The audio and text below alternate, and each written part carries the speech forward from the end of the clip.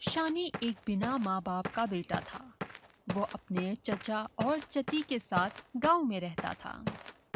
अरे शानी, कहाँ मर गया तू? देखो, लाली स्कूल से वापस आ गई है। उसका बैग अंदर रख और उसके लिए खाना लगा। शानी ने लाली को खाना दिया और खुद भी खाना खाने बैठ गया। अरे तुम्हें किसने कहा खाना खाने को? उठ, पहले जाकर अपने चचा को खेतों में खाना देकर आओ। अगले दिन शानी की आंख वक्त पर नहीं खुलती। अरे अभी तक तो सो रहा है। चची, आज मेरी तबीयत नहीं ठीक है। आज मुझसे घर का काम नहीं होगा। काम नहीं करना तो चलो उठो, निकलो मेरे घर से, अलसी कहीं का। चची, मुझे घर से मत निकालो। मैं कहाँ जाऊंगा? चची घर के दरवाजे बंद कर लेती है और शानी परेशानी की हालत में चलते चलते अपने गांव के बाहर एक नदी के पास पहुंच जाता है। वहां ही शानी को रोने की आवाज सुनाई देती है। शानी थोड़ा आगे चलकर देखता है कि एक लड़की पत्थरों के दरमियान फंसी हुई है। अरे, कौन हो तुम? मैं जल परी हूँ। मैं यहाँ पर आकर बैठती हूँ रोज। आज मैं इन पत्थरों में फंस गई। शानी बड़ी मुश्किल से पत्थरों को हटाता है और जलपरी को वहां से बाहर निकालता है। जलपरी ये देख बहुत खुश होती है। वो शानी को अपने साथ नदी में ले जाती है। नदी के नीचे की दुनिया बहुत खूबसूरत थी। रंग बरंगी मछलियाँ और खूबसूरत नजारे। मैंने तो तुम्हारे बारे में कुछ भी नहीं पूछा। कौन हो तुम? शानी ने अपनी जिंदगी के बारे में सब कुछ बता दिया और रोने लग गया। आज से तुम मेरे मेहमान हो। तुमने मेरी जान बचाई है। मैं इन मछलियों की राजकुमारी हूँ। जितने दिन चाहो तुम यहाँ रह सकते हो। जलपरी ने शानी को जायकेदार खाने खाने को दिए और सुंदर सुंदर कपड़े पहनने को दिए। शानी ये सब देख बहुत खुश होता है। कुछ दिन के बाद शानी को अपना घर याद आने लगता है। शानी परी के पास जाता है। मैं अब अपने घर जाना चाहता हूँ। जलपरी ने शानी को खुशी खुशी विदा किया और जाते जाते एक विशाल मटका स्विमिंग पूल देती है। ये तुम्हारा है। ये तो बहुत बड़ा है। मैं इतना बड़ा मटका अपने साथ लेकर कैसे जाऊंगा? एक मंत्र बोलो। विशाल मटका स्विमिंग पूल बनकर हो जा छोटा। 3 बार ये मंत्र बोलना है। थोड़ी देर में विशाल मटका छोटा हो गया।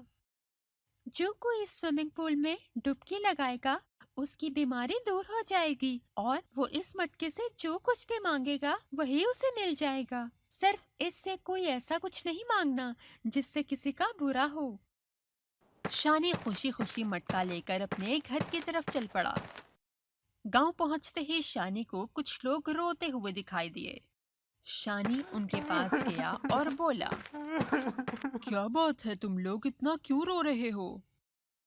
अरे क्या बताएं, हमारे गांव में एक अजीब सी बीमारी फैल गई है जिसका नाम है कोरोना वायरस, जो एक हफ्ते में बंदे की जान ले लेती है।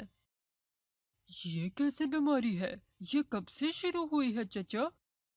बेटा, अब तो 2-3 गांव इस बीमारी में मुब्तला हो चुके हैं, जो इंसान को अंदर ही अंदर खत्म कर रही है। शानी गांव वालों की हालत देखकर फौरन बोला। आप सब आओ मेरे साथ। सबको एक खुले मैदान में ले गया।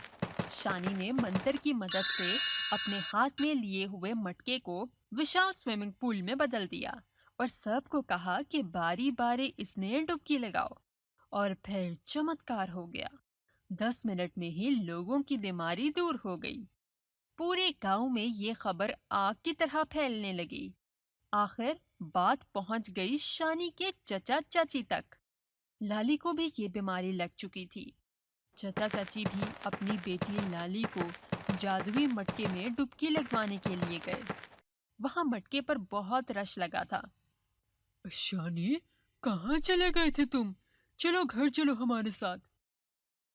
शानी शाम होते ही अपना मटका लेकर चचा चची के साथ अपने घर चल पड़ा। उस दिन घर खाना पका हुआ नहीं था। चची, आपको खाना बनाने की कोई जरूरत नहीं है। अरे लेकिन क्यों? शानी मंत्र पढ़ता है और विशाल मटके से खाना मांगता है। तभी फौरन विशाल मटके से तरह तरह के खाने आना शुरू हो जाते हैं।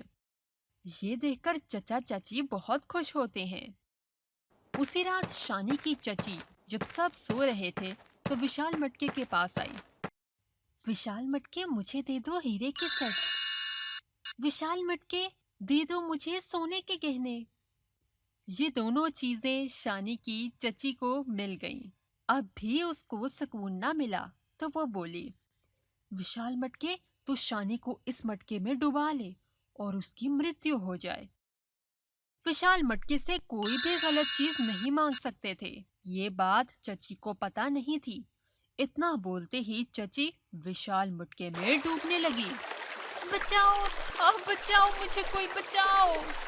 उसकी आवाज सुनकर सब घर वाले बाहर आ गए। शानी सारी बात समझ गया और जल्दी से मटके में डुबकी लगाई और कहा, ए विशाल मटके, मेरी चाची से गलती हो गई, उन्हें माफ कर दो।